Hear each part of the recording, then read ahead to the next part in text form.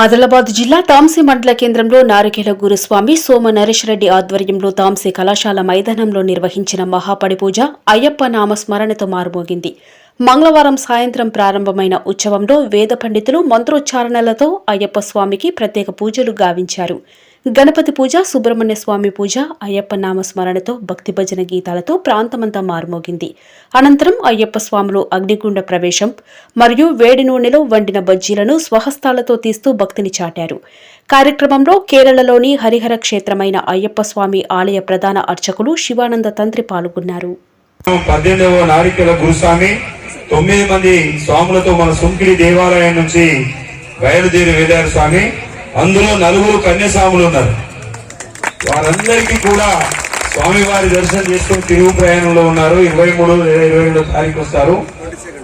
మీకు కలిసే వీలు ఉండకపోవచ్చు కాబట్టి ఇది ఆ గురుస్వామి మాటగా మీరందరూ కూడా వస్తారని గట్టిగా చప్పట్లు కొట్టండి.